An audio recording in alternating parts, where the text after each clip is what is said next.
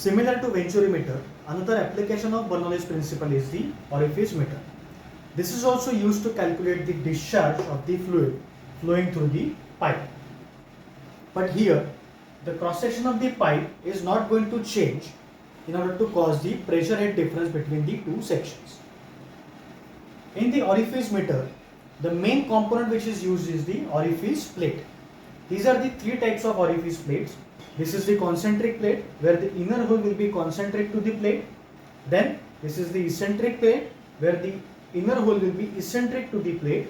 This is the segmental plate where the inner hole will be a half circle. Now, directly this plate will be inserted inside the pipe, which will cause the change in the flow pattern of the flowing fluid, as we can see in the figure. Here the area is going to decrease, it is going to come at its minimum value, and then it is again going to increase. Because of this change in the flow pattern, the pressure and velocity accordingly is going to change.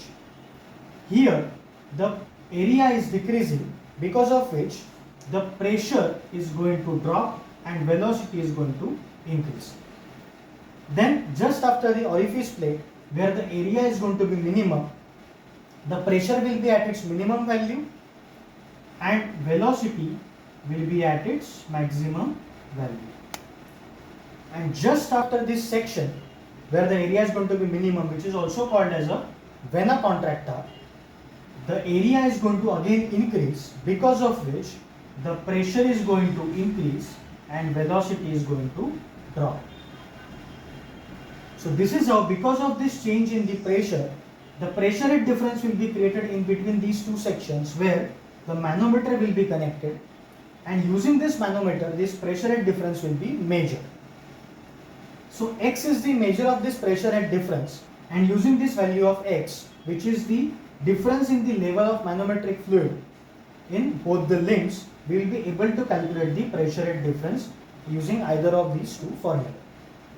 If the specific gravity of manometric fluid, that is Sg, is greater than specific gravity of fluid flowing through the pipe, this formula is going to be used, or else this formula is going to be used where the specific gravity of fluid flowing through the pipe will be more as compared to the specific gravity of fluid inside the manometer.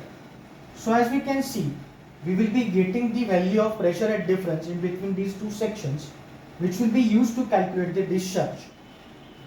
Now here the area A0 is going to be cross-section area of the inner hole of the orifice plate, and area A1 is going to be inner cross-section area of the main pipe.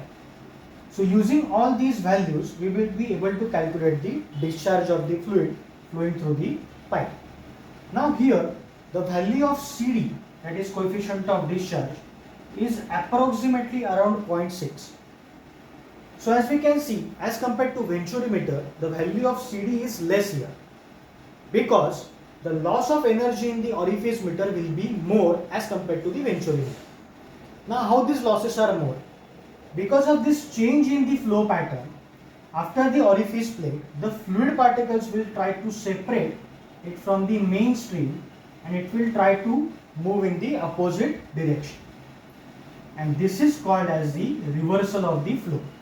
And because of this reversal of the flow, the fluid energy is going to be lost up to certain extent, or other up to greater extent as compared to the Venturi meter, and because of this the value of CD will be less.